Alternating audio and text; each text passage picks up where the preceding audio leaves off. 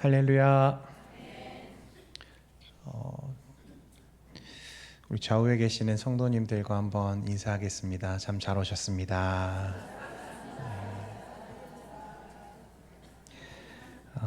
여러분 저를 따라서 한번 같이 말했으면 좋겠는데요. 저를 따라하겠습니다. 교회가 유일한 희망입니다.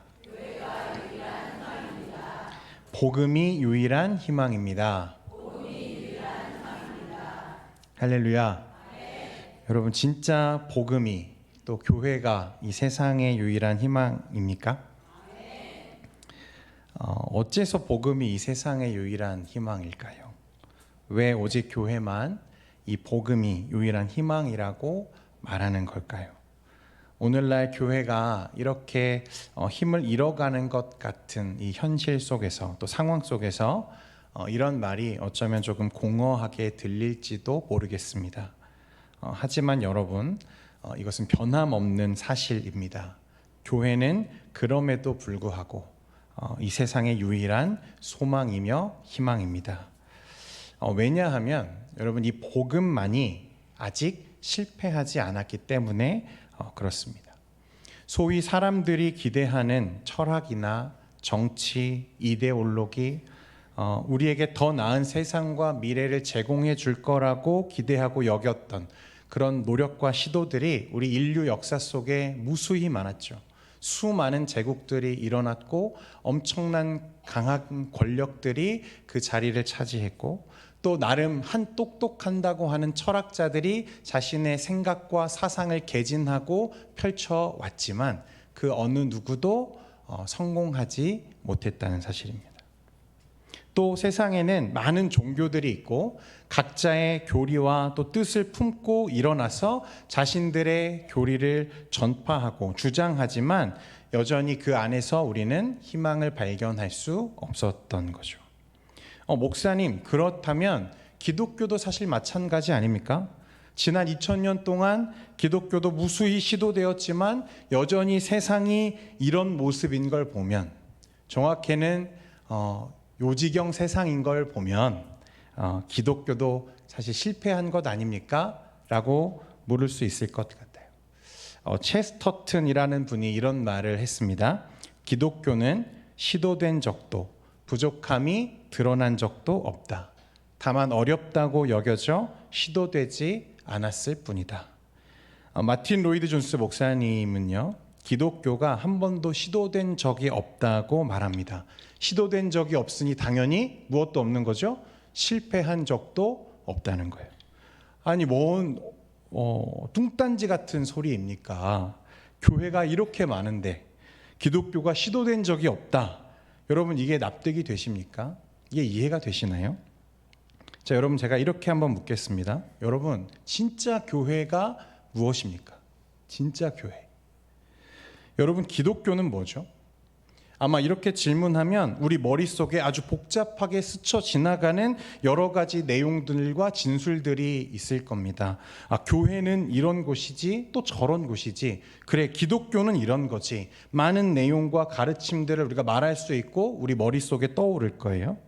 그런데 그래서 지금 저와 여러분이 알고 있는 그 교회, 아마도 성경과 말씀을 통해서 우리가 배웠을 텐데, 그래서 우리가 가지고 있는 인식 속에 있는 그 교회와 실제 우리가 지금 걷고 있는 이 현실 속에서 우리가 바라보는 교회, 이 두 가지가 과연 일치합니까? 아마 아닐 겁니다. 여러분 이 사이에는 너무 커다란 간격이 있어서 같다고 말하기가 어려운 것이 현실이죠. 괴리가 있다는 거예요. 쉽게 말하면 오늘날 기독교가 무엇인가, 그리스도인이 해야 할 일이 무엇인가에 대해서 극심한 혼란이 있고 괴리가 있다는 것을 우리가 인정할 수밖에 없다는 것입니다. 그러니까 기독교가 시도된 적이 없다고 말하는 이 마틴 로이드 존스 목사님의 말이 어떻게 보면 일리가 있는 거죠. 그리고 여러분 오늘날 이 기독교가 무엇인지 또 그리스도인이 해야 할 일이 무엇인가에 대한 극심한 혼란이 있다고 말했는데, 이런 혼란을 초래하고 있는 것은요 사실 교회 밖에 있는 무엇이 아니라 교회 안에 있는 것들일 때가 참 많습니다. 좀 더 지나면 제가 더 설명을 하겠지만 여러분, 기독교는 종교가 아닙니다. 그런데 기독교를 종교처럼 만드는 교회와 사역이 오늘날 우리 안에 넘쳐나는 거죠. 또한 여러분, 교회의 메시지는 도덕적이고 윤리적인 삶을 교훈하는 것이 아닙니다. 그런데 대부분의 교단과 또 교회의 강단에서 어떤 설교가 주류가 되어 있습니까? 도덕적인 설교, 윤리적인 삶을 부추기는 설교들이 오늘날 이 시대의 주류가 되어 있다는 거예요. 주요한 메시지를 차지하고 있다는 것입니다. 예컨대 이런 거죠. 더 나은 사람이 되어야 한다. 또 효를 행해야 한다. 경건한 사람이 되어야 한다. 선을 실천해라. 이런 얘기들이 이 강단에서 선포되는 설교의 주요한 메시지들을 차지하고 있다는 것입니다. 이런 것들은 중요한 것들이죠. 사실 귀한 것들입니다. 하지만 생각해 보면 교회 말고도 이런 것들은 어디서라도 우리가 들을 수 있는 것들이죠. 그러니까 기독교의 메시지는 이런 게 아니라는 것입니다. 저도 예외는 아닙니다. 제가 가끔 예전에 했던 설교들을 꺼내서 살펴볼 때가 있거든요. 정말 부끄러워서 숨고 싶은, 윤리적이고 도덕적인 메시지로 가득 찬 설교들이 너무 많았더라고요. 부끄러울 때가 많습니다. 그러니까 여러분, 오늘 우리가 이 사도행전과 특히 그 첫 세 절의 말씀을 주목해야 하는 이유가 저는 여기 있다고 생각합니다. 진짜 교회가 무엇인지, 그리고 교회가 말해야 하는 것이 무엇인지를 누가 말하는 거죠? 이 사도행전이 우리에게 말하고 있다는 거예요. 누가는 교회가 무엇인지를 말하기 위해서 이 교회가 어떻게 시작되었는지, 또 교회가 한 일이 무엇인지를 알리기 위해서 누가복음과 사도행전 두 권의 책을 기록했습니다. 그리고 오늘 첫 이 세 절의 말씀을 통해서 그는 우리에게 아주 명료하게 이것을 설명하는 거죠. 오늘 말씀 1절과 2절 함께 같이 읽겠습니다. 시작. 데오빌로여, 내가 먼저 쓴 글에는 무릇 예수께서 행하시며 가르치시기를 시작하신부터 그가 택하신 사도들에게 성령으로 명하시고, 아멘. 사도행전은요, 의사이면서 역사가였던 누가가 누가복음에 이어서 이 데오빌로라는 사람에게 보낸 두 번째 편지입니다. 사실 두 번째 편지가 아니라요, 두 책을 사실 하나의 편지라고 보는 견해가 더 많습니다. 그러니까 어쨌든 그래서 두 책의 서두에 지금 어떤 이름이 가장 먼저 언급되죠? 누구의 이름이? 데오빌로라고 하는 이름이 동시에 언급됩니다. 이 데오빌로가 누군지 정확하게 알 수가 없습니다만 누군가는 그가 개종한 지 얼마 안 된, 그래서 복음과 그리스도에 대해서 또 기독교가 무엇인지를 알기 원하는 유력한 정치인이었다고 말합니다. 이게 아마 가장 유력한 견해인 것 같아요. 그래서 누가가 이 데오빌로를 뭐라고 부르죠? 각하라고 높여서 부르는 거죠. 또 어떤 사람은 간혹 이렇게 말합니다. 이 데오빌로, 이 이름의 의미가 데오빌로, 그러니까 하나님을 사랑하는 사람이다라는 뜻이기 때문에 당시 기독교로 개종한 모든 사람들을 통칭하는 통합적인 명칭이다라고 보는 학자들도 덜어 있습니다. 어쨌든 유력한 건 전자이기 때문에 전자가 맞다면 개종한 지 얼마 안 된 이 초신자에게 누가는 기독교가 무엇인지, 그리고 그 기독교가 어떻게 일어나고 있는지 그 근본과 그 메시지를 알려주기 위해서 무엇을 기록하는 거죠? 누가복음에 이어서 오늘 이 사도행전을 기록하고 있는 것입니다. 그러니까 우리가 앞서 이야기했던 주제들, 기독교가 무엇인가, 기독교는 무엇을 말하는가에 대해서 사실 이 말씀보다 더 권위 있는 글이나 기록은 이 세상에 없다는 것입니다. 이 세상에 어떤 권위 있는 신학자의 말이라도 그가 교회에 대해서 무엇이라고 말하더라도 그 글은 무엇과 대조되고 비교되어야 하는 거죠. 이 누가의 두 권의 책과 비교해서 검증되어야 한다는 것입니다. 이게 교회야, 이것이 바로 교회야 라고 하는 모든 말들은 사실 이 사도행전에서 여러분 검증되어야 하는 것입니다. 본문에 보면 이제 데오빌로여 라고 말하면서 이어서 내가 먼저 쓴 글이라는 표현이 나옵니다. 내가 먼저 쓴 글, 이건 어떤 것을 말하는 거죠? 누가가 이 사도행전 전에 기록한 누가복음을 말하는 겁니다. 누가는 데오빌로에게 먼저 누가복음의 핵심과 범위를 간략하게 요약하면서 지금 사도행전을 시작합니다. 그는 자신의 복음서를 예수께서 행하시며 가르치시기를 시작하신부터 그가 택하신 사도들에게 성령으로 명하시고 승천하신 날까지의 일을 무엇했다? 기록했다고 우리에게 증언합니다. 기록했다. 쉽게 말하면 자신이 먼저 쓴 이 누가복음은 이 땅에 오신 예수님이 우리에게 보여주신 삶에 대한 기록을 남겼다고 말하는 거예요. 누가는 데오빌로에게 그리고 오늘날 이 글을 읽는 독자들에게 누가복음과 사도행전을 통해서 지금 누구에 대한 기록, 예수 그리스도에 대한 기록을 우리에게 보여주고 있는 것입니다. 여러분, 이건 너무나 중요한 사실입니다. 누가는 데오빌로에게 예수님의 가르침을 말하지 않았습니다. 무엇을 말하죠? 예수님을 말하고 있습니다. 예수님의 가르침을 전하는 게 아니라 무엇을 전하죠? 예수님을 그에게 전하는 거예요. 여러분, 이건 너무나 중요한 사실입니다. 그래서 두 권의 말씀을 천천히 여러분 읽어가다 보면 누가는 순수한 역사가로서 이 데오빌로라고 하는 초신자에게 그가 보았던, 그가 들었던 이 예수 그리스도라고 하는 이 한 사람에 대한 사실을 담담하게 증언하고 있는 것을 우리가 보게 됩니다. 여러분, 이 함축적인 말씀이 우리에게 주는 대원칙이 이거예요. 출발점이자 근원. 교회의 출발은, 기독교는 무엇입니까? 예수님에 관한 사실들이라는 점입니다. 그렇기 때문에 기독교는 종교가 아니라 사람입니다. 기독교는 철학적인 사상이 아니라 person, 한 사람이 시작한 일입니다. 그러므로 기독교의 메시지는 어떤 가르침이나 사상, 이데올로기가 아니라 그 한 사람이 행하신 사실, 이 팩트가 기독교의 메시지입니다. 도덕적인 교훈, 윤리적인 가치, 여러분 그런 것들이 아니라는 거예요. 여기서 우리가 주의해서 말씀을 좀 살펴봐야 하는데요.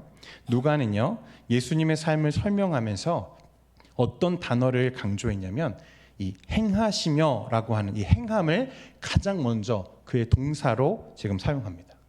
예수님이 이 땅에 오셔서 가장 먼저 하신 일은 가르치신 일이 아니라 무엇이었습니까? 행하신 일이었어요. 행하신 일. 행해야 할 것들을 행하셨다는 것입니다. 삶을 살아내셨다는 거죠. 여러분, 만약 예수님이 행하지 않으셨다면, 그 행함이 선행되지 않았더라면 예수님의 가르침은 2000년이라고 하는 시간과 공간을 뛰어넘기는커녕 어떻게 되었을까요? 큰 적도 없이 사라졌을 것입니다. 예수님의 가르침이 진정으로 빛나고 영광스러운 것은 그분이 먼저 뭐 했기 때문입니까? 행하셨기 때문이라는 거예요. 삶과 분리된 가르침은 여러분 힘이 없는 거죠. 한 소설가가 이런 말을 한 적이 있습니다. 일상의 삶은 가장 위대한 화면이다. 다시요. 일상의 삶은 가장 위대한 화면이다. 이런 말을 남겼어요. 이분은 자신의 경험을 토대로 이런 말을 했는데 1990년대에요. 이 소설가가 약 5년간 감옥에, 교도소에 갇혀서 수감 생활을 한 적이 있다는 거예요. 그 기간 교도소에서 이분이 엄청난 분량의 책을 읽었습니다. 그런데 그는 자신의 일상에서 벗어난, 교도소 안에서 그 일상을 박탈당한 상태에서 읽어갔던 그 많은 분량의 독서가 자신에게 남긴 것은 뭐였냐면 무의미한 관념뿐이었다고 고백했어요. 세상에서 사람들과 서로 부대끼며 살아가는 그 가운데에서 책을 읽는 것이 그 삶의 유익을 가져다 주는 것이 삶과 또 분리된, 삶과 유리된 그저 책 읽기는 공허한 관념의 유희에 지나지 않았다고 그가 담담하게 털어놓는 것입니다. 관념만을 쫓아서는요, 혹 어설픈 철학자가 될 수 있을지는 몰라도 소설가가 될 수는 없었다고 해요. 왜냐하면 소설은 무엇을 다루는 장르입니까? 삶을 다루는 장르이기 때문에 그 삶과 분리되고 단절되어서는 소설 자체가 성립될 수가 없는 거죠. 이런 의미에서 일상은 가장 위대한 화면이라는 이 소설가의 깨달음은 가장 소설가다운 깨달음이라고 할 수 있을 것 같아요. 일상은 가장 위대한 화면이다. 여러분, 예수님은 인간을 가르치시기 전에 성자 하나님이시면서도 비천한 인간의 육체를 입고 이 땅에 오시는 무엇을 행하셨습니까? 성육신을 행하셨습니다. 그리고 인간 세상에서 죄로 더럽혀진 인간과 부대끼며 인간의 친구로 사셨습니다. 구원자이신 예수님은 죄인이 받아야 하는 세례를 받으실 필요가 있으십니까? 없으시지만 무엇하셨죠? 자진해서 세례 요한의 세례를 받으셨습니다.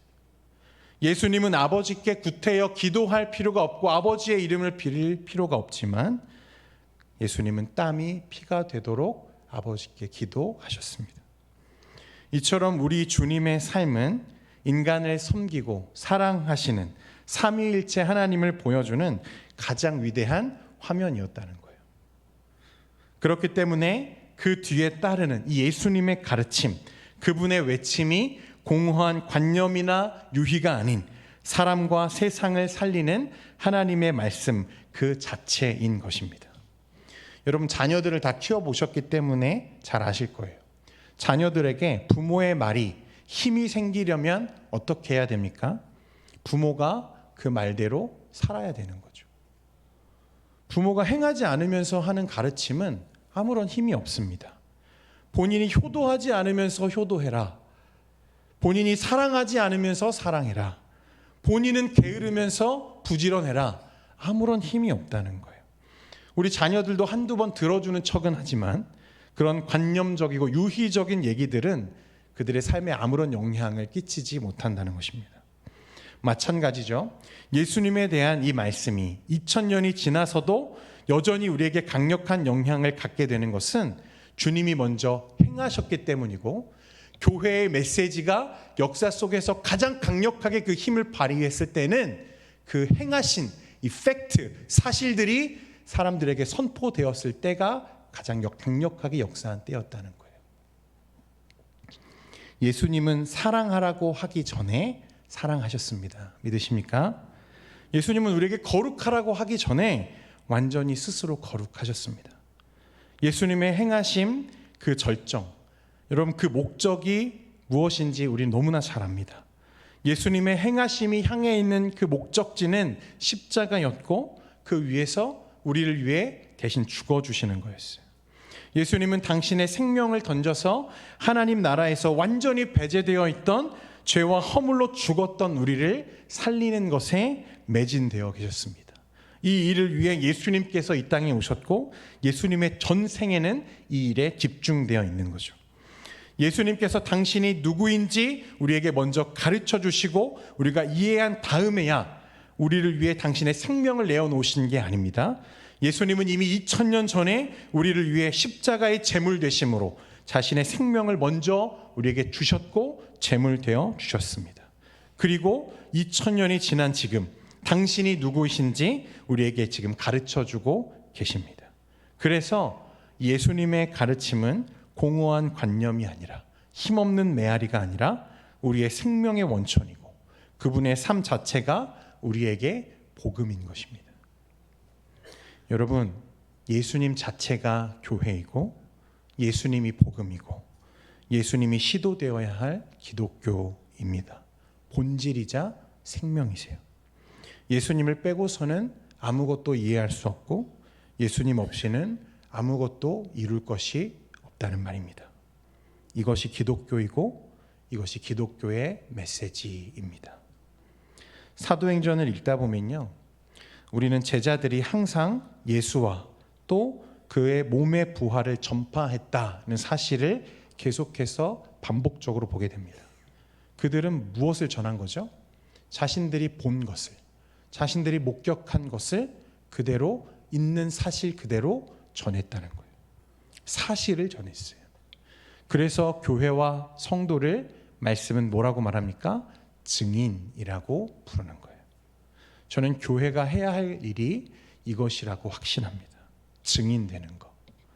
이 복음을 진정으로 믿는다면 이제 남은 것은 우리 삶이 그 복음에 뒤이은 사도행전이 되는 것. 다시 말해서 우리의 일상의 삶이 예수 그리스도의 복음을 투사하는 화면이 되는 것이 이제 남은 일이라는 거죠. 우리가 전 삶을 통해서 나타내고 드러내야 하는 것은 여러분 그리스도 자체이지 그리스도의 가르침이나 그의 생각이나 사상이 아닙니다. 우리가 전해야 하는 것은 팩트, 주님이 하신 일입니다. 그래서 그게 힘이 있는 거예요. 오늘날 우리 성도들이 또 교회가 세상에서 영향력을 상실해가는 이유는 여러분 이 사실을 말하지 않기 때문에 그렇다고 봅니다. 교회는 성장했고 교회의 규모는 커졌지만 모이는 사람들은 많아졌지만 그리스도는 말하지 않고 그리스도의 가르침만 공허하게 물리고 있는 것 같아요. 지금 이 시대가 고도로 발전된 과학의 시대이고 그래서 성경의 기록들이 전부 미신이나 신화처럼 여겨지는 사실이 아닌 것처럼 치부되어지는 시대를 우리가 살고 있잖아요. 우리는 역사가 누가가 기록하는 것처럼 이 땅에 오셔서 우리를 위해 구원을 행하신 예수 그리스도, 여러분 그 사실을 전해야 할 줄 믿습니다. 예수님의 죽음과 부활을 증언하는 사람들이죠. 누가는 오늘 이 데오빌로에게 이 역사적인 사실로서 예수 그리스도의 죽음과 부활을 담담하게 증언합니다. 여러분 그 이후에 또 일어난 교회의 역사가 이 사실을 강력하게 지지하고 있다고 누가는 데오빌로에게 말하죠. 누가는 그러니까 기독교가 하나의 역사적 사건이라고 우리에게 말하고 있는 거예요. 여러분 기독교는 사실입니다. 기독교는 종교가 아니에요. 교회는 세계사 전체에서 가장 생생한 사실, 이것이 바로 기독교입니다. 오늘날 우리 교회가 회복해야 할 가장 중요한 가치 중 하나가 이거죠. 요즘 서양의 교회들, 또 우리나라도 우리 한국 교회도 마찬가지인데 요즘 신학들 또 교회들이 어떤 방향으로 흘러가고 있는지 여러분 잘 아실 겁니다.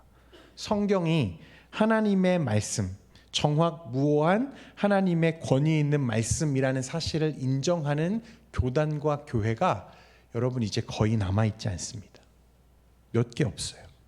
성경이 무오하다고 말하는 신학자 거의 없습니다. 그래서 오늘날 과학과 이성으로 수용할 수 없는 이 성경의 이야기들은 어떻게 하는 거죠? 미신이나 신화로 치부하고 하나씩 제거하며 그것을 사실이 아니라고 말하는데 혈안이 되어 있습니다. 그러면 예수님의 이 대한 기록들, 말씀들 중에서 이 사실들, 우리가 이성으로 수용할 수 있는 것들만 남겨놓고 이 사실들을 하나씩 빼다 보면 여러분 무엇만 남게 되는 거죠? 결국에는 도덕적이고 윤리적인 메시지들만 남게 되는 거예요. 교회는 이렇게 많지만, 설교자는 이렇게 넘쳐나지만 기독교가 시도되지 않고 기독교의 메시지가 들리지 않는 이유가 여러분 여기에 있는 것입니다. 팀 켈러라고 하는 오늘날 이제 현대 설교자들에게 가장 큰 영향과 지지를 받았던 목사님이 계세요. 지금은 고인이 되셨는데 이분은 뉴욕에 있는 리디머 교회를 개척하셨고 그 교회를 오래간 치무하신 담임 목사님이셨어요. 이 설교학의 권위자죠. 이분이 처음 뉴욕의 그 리디머 교회를 개척하려고 했을 때 사람들이요 다 비웃었습니다. 왜 비웃었을까요?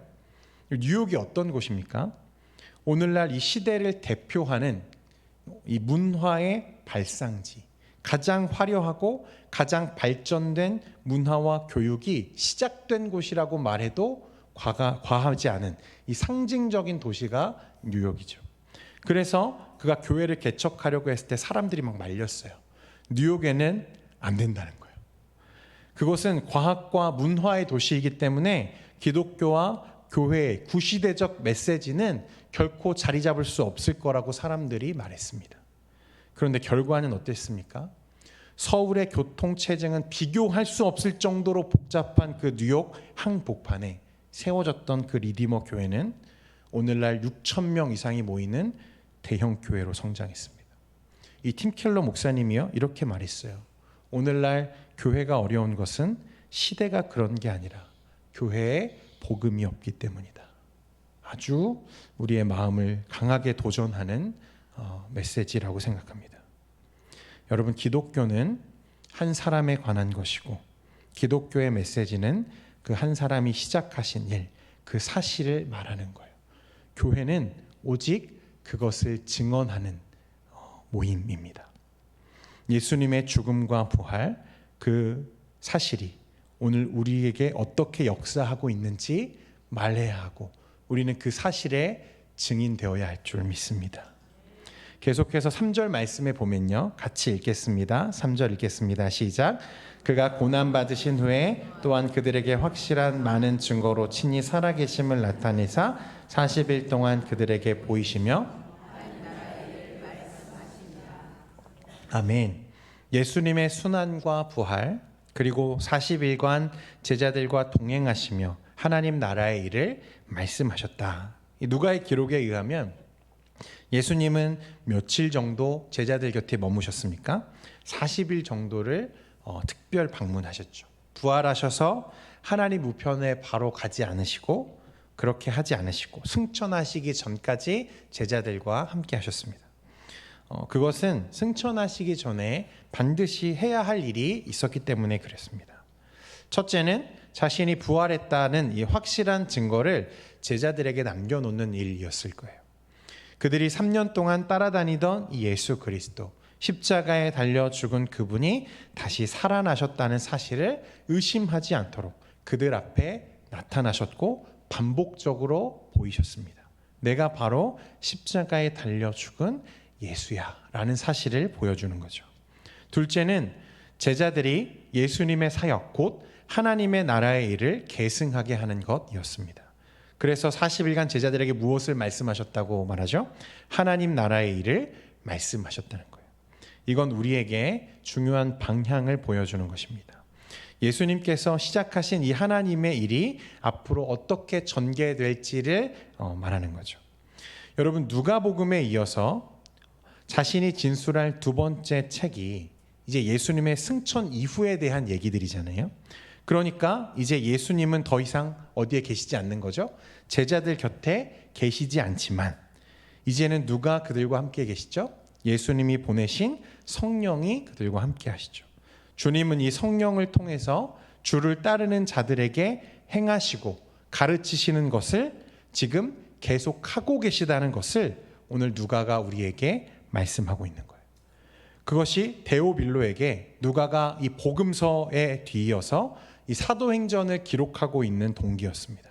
예수님이 시작하신 일은 이제 성령을 통해서 이 사도들과 교회를 통해 계승되고 또 계속해서 이어지고 있다는 거예요. 4절과 5절 말씀에 보면 사도와 함께 모이사 그들에게 분부하여 이르시되 예루살렘을 떠나지 말고 내게서 들은 바 아버지께서 약속하신 것을 기다리라. 요한은 물로 세례를 베풀었으나 너희는 몇 날이 못 되어 무엇으로 세례를 받으리라? 성령으로 세례를 받으리라 하셨느니라. 승천하신 이후에 예수님의 첫 번째 사역은요, 택하신 사도들에게 성령을 보내시는 것이었습니다. 그 사도들을 통해서 교회를 세우셨고 오늘에 이르기까지 우리 주님은 교회를 통해서 복음이 만민에게 전파되도록 일하고 계시다는 것입니다. 그러니까 여러분, 만약 누가가 예수님에 관한 일, 그러니까 예수님이 이 땅에 오셔서 이루신 그 구원에 대한 사실들만 말하는 것으로 그쳤다면 무엇으로 충분하죠? 누가복음까지만 기록해도 충분한 거죠. 승천하신까지의 내용만 적었어도 사실은 충분히 말할 수 있는 거죠. 그런데 오늘 이 데오빌로에게 또다시 펜을 들어서 사도행전을 기록하는 이유가 무엇이냐면 아직 끝나지 않았다는 거예요. 지금도 주님은 살아계시고 지금도 역사하고 계시다는 사실을 데오빌로에게 각인시키기 위해서 펜을 들었다는 것입니다. 그리고 동일하게 우리에게도 말씀하세요. 여러분, 주님은 살아계십니다. 지금도 역사하고 계세요. 그 증거가 저와 여러분이고 오늘날 이 시대의 교회인 것입니다. 오순절 성령 강림은 주님의 권세가 구체화된 사건이었죠. 그 다음 예수님의 제자들이 권세를 받았습니다. 베드로와 요한이 어느 날 오후에 기도 시간에 성전에 올라가다가 누구를 만나냐면 날 때부터 앉은뱅이, 그래서 그 성전 한 자리에 자리를 펴고 앉아서 구걸하는 앉은뱅이를 보고 그를 일으켜 세우는 일이 일어납니다. 날 때부터 앉은뱅이였기 때문에, 그래서 늘 그 자리에서 구걸했기 때문에 성전에 출입하는 사람들은 모두가 그 사람이 어떤 사람이라는 걸 알죠? 걸을 수 없는 사람이라는 사실을 알았습니다. 그런데 사람들이 보니까 어떻게 되는 거죠? 그가 걷고 뛰며 기뻐하며 성전에 들어가는 모습을 사람들이 목격하게 되는 거예요. 여러분, 이것이 기독교라는 거죠. 이것이 주님이 승천하신 이후에 계속해서 교회와 그 성도들에게 일어난 역사적인 사건들입니다. 성령의 역사죠. 사도행전의 기록은 이런 것입니다. 초대 교회가 했던 일은 이 팩트, 이 사실을 세상에 전하는 일이었어요. 주님이 이 땅에 오셔서 하신 일과 주님이 승천하신 이후에는 무엇을 통해서? 성령을 통해서, 교회를 통해서 주님이 이루어 가시는 이 교회를 지금 우리에게 설명하고 있는 것입니다. 초대 교회가 했던 일은요, 이 사실을 세상에 전하는 거였어요. 그리고 그 복음은 엄청난 폭발력이 있어서 당시 세상 위에 군림하던 로마 제국이 300년도 채 되지 않아서 이 기독교를 국교로 공인하지 않으면 안 되는 그런 상황에 직면하게끔 만들었습니다. 초대교회 성도들은요, 성장을 추구하지도 않았고 숫자에 집중하지도 않았습니다. 오직 예수 그리스도, 교회이시며 생명이신 그 예수 그리스도를 있는 그대로, 자신들이 본 대로, 경험한 대로 교회를 통해 일하시는 그 하나님의 일을 전하는 일에 온 힘을 다했다는 거예요. 그렇게 했을 때 여러분, 교회가 세상을 전복해 가는 거죠. 여러분, 교회가 진짜 교회가 되면요, 진짜 복음을 전하기 시작하면 하나님의 나라가 그곳에 이루어집니다. 믿으십니까? 성령의 역사가 나타나요. 평양 대부흥 운동이 그랬고 종교개혁 당시에 제네바시에도 그런 일들이 일어났습니다. 지역이 복음화되면요, 범죄가 사라지고 술집들이 문을 닫습니다. 음란한 것, 부정적인 것들이 사라지고 그 땅이 성시화되는 일들이 일어납니다. 우리 주님이 지금도 살아계시고 일하신다는 증거입니다. 여러분, 우리 교회가 진짜 교회 되기를 원합니다. 저와 여러분이 진짜 복음을 말하는 증인 되기를 원합니다. 그러면 무엇이 일어나요? 여러분, 성령의 역사가 우리의 삶에서 일어나는 거예요. 사도들의 삶에서 일어났던 그 하나님의 일하심을 우리 삶에서도 목격하게 되는 것입니다. 오늘 우리가 회복해야 하는 것은요, 우리가 코로나 기간 동안에 잃었던 그 숫자가 아니라 교회의 본질이자 교회의 메시지입니다. 여러분, 다시 말하지만 기독교는 종교가 아닙니다. 기독교는 한 사람이고 주님이 행하신 일이 기독교입니다. 우리가 진짜 복음을 말하는 참된 교회와 증인으로 회복되는 저와 여러분 되기를 원합니다. 우리 시간에 찬양 하나 같이 하기를 원하는데요, 교회여 일어나라, 우리 함께 부르면서 우리 회복과 부흥을 위해서 같이 기도했으면 좋겠습니다.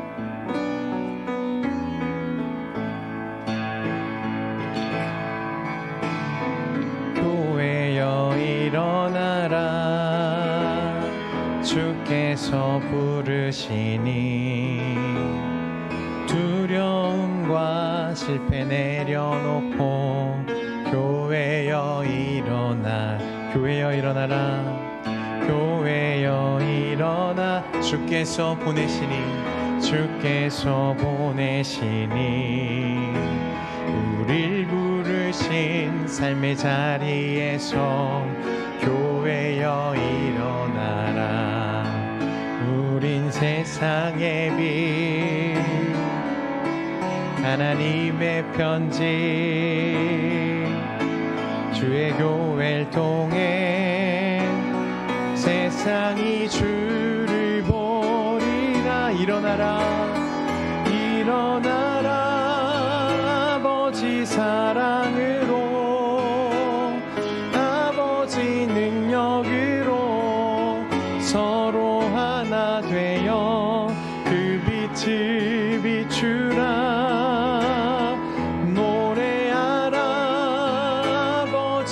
아버지의 사랑을, 아버지의 크심을 이 삶의 노래로 주님을 나타내라. 일어나라. 우리 한 번 더 찬양합니다. 교회여 일어나라. 교회여 일어나라. 주께서 부르시니, 주께서 부르시니. 두려움과 실패 내려놓고 교회여 일어나. 교회여 일어나라. 교회여 일어나라. 주께서 보내시니 우릴 부르신 삶의 자리에서 교회여 일어나라. 우린 세상의 빛, 하나님의 편지, 주의 교회를 통해 세상이 주르고. 일어나라. 일어나라. 아버지 사랑으로, 아버지 능력으로 서로 하나 되어 그 빛을 비추라. 노래하라. 아버지의 사랑을, 아버지의 크심을, 아버지의 크심을 이 삶의 노래로 주님을 나타. 한 번 더. 일어나라. 일어나라. 아버지 사랑으로, 아버지 능력으로, 아버지 능력으로 서로 하나 되어 그 빛을 비추라. 노래하라. 노래하라. 아버지의 사랑을, 아버지의 크심을, 아버지의 크심을 이 삶의 노래로 주님을 나타내라. 일어나라. 여러분, 이 시간에 우리 한국교회의 부흥과 회복을 위해서 함께 기도하면 좋겠습니다. 여러분, 진짜 교회가 돼야 됩니다. 교회는 많지만 진짜 교회가 없는 거죠. 강단에서 많은 설교자가 설교하지만 진짜 복음이 이 시대에 필요한 거죠. 예수 그리스도, 그분이 이 땅에 오셔서 행하신 것들, 그 사실들, 그 팩트가 오늘 이 강단에서 우리가 전해야 할, 선포되어져야 할 사실이라는 것입니다. 그것이 선포될 때 교회와 성도가 회복되고, 교회가 회복되고 하나님의 나라가 이루어지고 성령의 역사가 그 가운데 일어나는 것입니다. 사랑하는 성도 여러분, 한국교회의 회복과 강단의 회복과 이 복음의 회복을 위해서 우리 이 시간 주여 한번 부르고 같이 기도하기 원합니다. 기도하겠습니다. 주여, 거룩하신 하나님 아버지, 우리를 교회로 부르셨고 우리에게 말씀 주시고 우리를 주님의 증인 삼아 주셨는데, 여전히 교회가 또 증인으로서의 삶을 살지 못하는 우리의 연약함과 하나님 우리의 약함을 봅니다. 하나님, 교회가 많지만 진짜 교회가 없고, 하나님 강단에서 많은 설교자들이 좋은 것들, 하나님 많은 설교들을 행하고 있지만 진짜 복음이 선포되어지지 않는 하나님이 빈 강단이 오늘날 현실임을 우리가 봅니다. 주님, 이 한국교회를 긍휼히 여겨주셔서 우리 교회를 불쌍히 여겨주셔서 진짜 교회가 회복되고, 하나님 이 강단이 회복되고, 주님 이 진짜 교회의 메시지가 회복되어서 주님이 행하신 일들, 주님이 우리를 위해 행하신 그 구원이 선포되고 복음이 선포되고, 하나님 그 메시지가 바르게 전해지는 하나님 우리 한국교회와 우리 교회의 강단이 될 수 있도록 인도하여 주옵소서. 주의 말씀이 선포되는 곳에, 복음이 선포되는 곳에 하나님이 역사하시고 주님이 오늘날도 살아서 일하고 계시는 줄 우리가 믿습니다. 하나님의 나라가 이루어지고 하나님의 역사가 성령을 통해 이 땅에 이루어지는 것을 우리가 목격할 수 있도록 주님 우리를 사용하여 주옵소서. 우리를 붙잡아 주시고 우리 안에 성령 성령의 음성이 회복되고 하나님 말씀이 우리 안에 회복되어서 하나님 우리가 바른 하나님의 말씀 진리를 선포하고 이 세상에서 우리의 삶을 통해 그 그리스도의 진리와 말씀을 투영하며 보여줄 수 있는 하나님 그 거룩한 화면이 될 수 있도록 인도하여 주옵소서. 우리를 사용하여 주옵소서. 우리를 써 주옵소서. 모든 말씀 예수님의 이름으로 기도합니다. 아멘.